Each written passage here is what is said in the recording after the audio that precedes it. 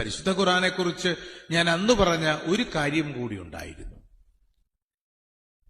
അത് ലോകത്തിലെ പാരിസ്ഥിതിക പ്രസ്ഥാനങ്ങളൊക്കെ ഔപചാരികമായി ആരംഭിക്കുന്നതിന് നൂറ്റാണ്ടുകൾക്ക് മുൻപ് 1864 ആരംഭിച്ച എൻവയൺമെന്റൽ സൊസൈറ്റിക്കും എത്രയോ നൂറ്റാണ്ടുകൾക്ക് മുൻപ് ഈ ഭൂമി ഓടിപ്പോകാതിരിക്കാൻ ഉറപ്പിച്ചു നിർത്തിയിരിക്കുന്ന ആണികളാണ് മലകൾ അല്ലെങ്കിൽ പർവ്വതങ്ങൾ എന്ന് പറഞ്ഞ ഖുർആനേക്കാൾ കൂടുതൽ കരുത്തുള്ള ഒരു എൻവയൺമെന്റൽ ബുക്ക് ഈ ലോകത്തിൽ ഇല്ല എന്നാണ് ഞാൻ അന്ന് അവരോട് പറഞ്ഞത്. പിന്നെ ഞാൻ ഒന്ന് പറഞ്ഞു, എന്തുകൊണ്ട് ഖുർആൻ എന്ന് ചോദിച്ചു ആ ഇന്റർവ്യൂവർ. പക്ഷെ അദ്ദേഹം അതൊക്കെ പിന്നീട് കാണിച്ചില്ല, അവരുടെ അതിലേക്ക് കാണിച്ചിട്ടുണ്ടാകും. അപ്പൊ ഞാൻ പറഞ്ഞു, കുട്ടിക്കാലം മുതൽ പരിചയിച്ച് ശീലിച്ച പല ഇതിഹാസങ്ങളിലും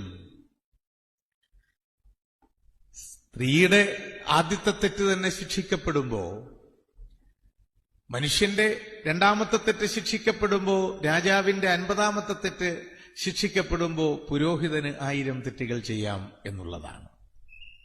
എന്നാൽ നീ ഒരാളിന്റെ മുൻപിൽ വണങ്ങണമെങ്കിൽ, നീ ഒരാളിനെ തേടി ചൈനയിലേക്ക് വരെ യാത്ര ചെയ്യണം എങ്കിൽ അത് പുരോഹിതനോ രാജാവോ അല്ല, മറിച്ച് അത് അറിവ് നേടുന്നവനെയാകണം എന്ന് വിവക്ഷിക്കുന്ന, വിജ്ഞാനത്തെ ശ്രേഷ്ഠമായ ഇബാദത്തായി കാണുന്ന ഒരു തത്വശാസ്ത്രത്തിന്റെ സംഹിതയാണ് ആ പുസ്തകത്തിലുള്ളത് എന്നതുകൊണ്ടാണ് ആ പുസ്തകം എന്നെ ഏറ്റവും കൂടുതൽ, ആ മഹാഗ്രന്ഥം എന്നെ ആകർഷിക്കുന്നത് എന്നാണ് ഞാൻ പറഞ്ഞത്.